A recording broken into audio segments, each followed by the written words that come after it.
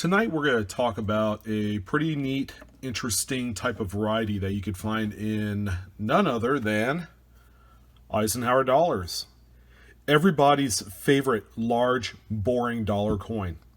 Now, I like it. It's the last huge dollar to what has now become some of the more mundane, less interesting dollar coins that the U.S. Mint has ever produced. And then we're talking about Sacagawea, the presidential series, and then what is known to be the rest of the Native American series. I guess is what the political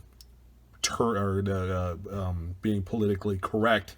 They're not using the Sacagawea namesake for those particular coins anymore. They might be. I don't know. I hear different ends of the spectrum, but the variety in question is on the Bicentennial coins, which I believe are some of the more pretty modern coins. And because of its size and shape, the coin brings back not only some of the early history with the Morgans and Peace and the overall size and the weight and heftiness of the coin, but just the cachet that comes with having $1 coin. But for those of you that don't know, in both the Philadelphia and the Denver minted coins for the Bicentennial Ike dollars, there are a type 1 and a type 2, okay? And that can be identified on the reverse. The type 1 will have this big blocky lettering on the reverse. Some would say that the type 1 coins are a little bit more tougher to find. For every 4 coins that you search of a Bicentennial, one of them will be a type 1. That is just speaking in generalities, and that's kind of the result I've seen as I pick up bulk Ike dollars. So, it's a pretty neat observation of the letter type on the reverse. So that's a type 1. A type 2 has skinnier letters. Okay, this one actually is a Philly minted coin, which, believe it or not, is the more desirable out of the 4. So you're going to have a type 1 and type 2 in both the Philly and Denver minted coins. Okay, again, this is the type 2 with the skinnier lettering. Let me go ahead and do a side-by-side comparison of both coins so you can see the difference. There you go. Chunky and thin. So that's how you discern, and obviously you don't need a magnifier to see this. It's very evident with the naked eye.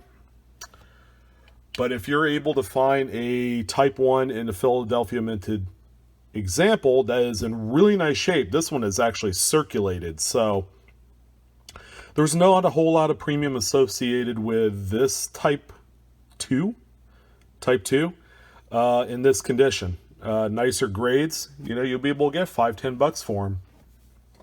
But the one I have is the type 1 Philadelphia.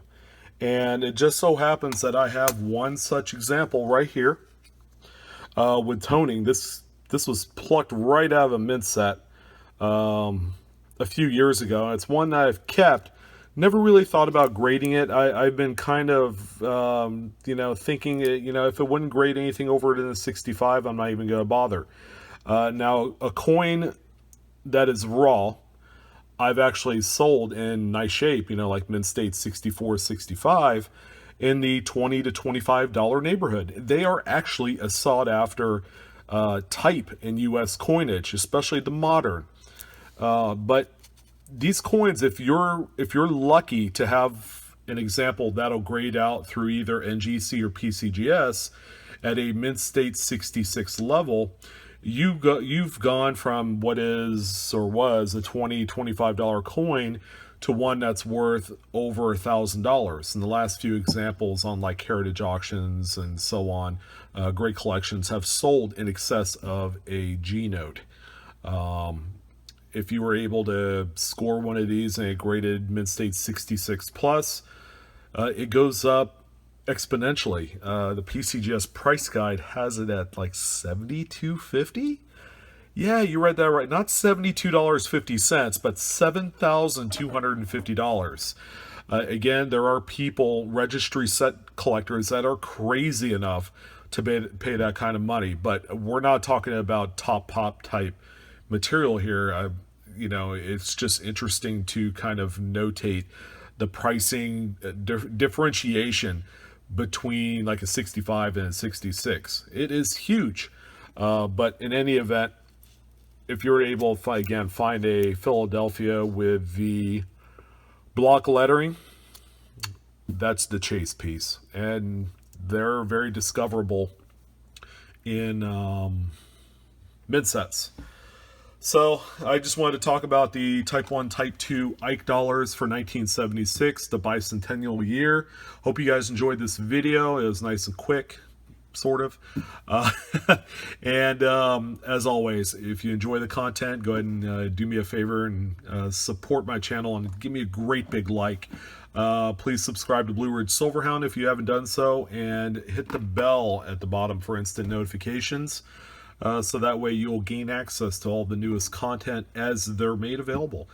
I want to thank you guys for joining this evening. Love you guys, and keep searching, keep hunting, and enjoy the hobby. Take care.